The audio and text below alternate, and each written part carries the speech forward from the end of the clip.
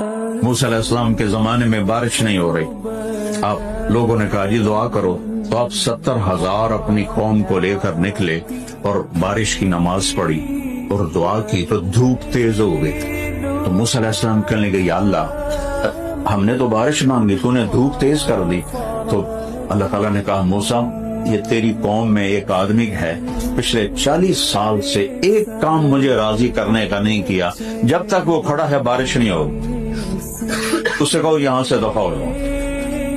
تو موسیٰ علیہ السلام نے اعلان کیا، تو اب وہ کبھی ادھر دیکھے کبھی ادھر دیکھے، انہیں پتا تو لگ گیا کہ میں ہی ہوں، لیکن وہ کھڑا رہا کہ شاید کوئی میرے یا اور بھی ہوگی۔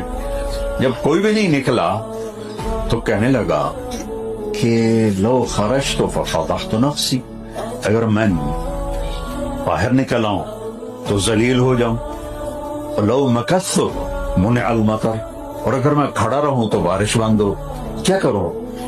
تو اب اس کو خیال آیا میں توبہ کروں۔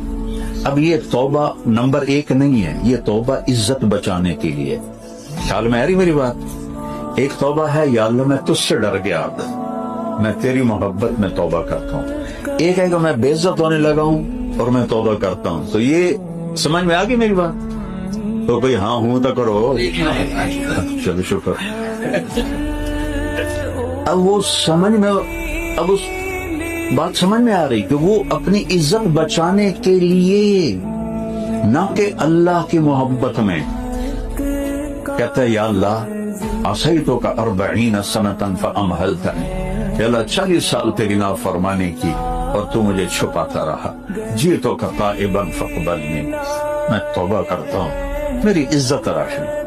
جیسے کہتے ہیں میرے ککھ رکھ لے، پنجابی میں کہتے ہیں میرے ککھ رکھ لے، میری عزت رکھ لے۔ گھٹا اٹھی اور بارش شروع ہو۔ تو موسیٰ علیہ السلام کہنے لگے یا اللہ، بندہ تو کوئی نکلیا نہیں تو بارش کیوں ہوگی؟ تو اللہ تعالیٰ نے کہا موسیٰ کتنے سال کی نافرمانی ہے؟ بولو منہ سے بولو۔ کیسی نافرمانی ہے کہ موسیٰ علیہ السلام کی دعا رک گئی؟ پہلے نبی، پہلے رسول جن پہ کتاب اتری اور پہلے رسول جن سے ہم کلامی اللہ نے کی، اتنے بڑے رسول کی دعا رک گئی تو کتنے کو اس کے گناہ ہوں گے اور کیسے ہوں گے؟ تو موسیٰ علیہ السلام کہنے لگے یا اللہ، بندہ تو کوئی نکلیا نہیں، بارش کیوں ہو گئی؟ اللہ نے کہا موسیٰ جس کی وجہ سے روکی تھی اسی کی تو فعل کر دی۔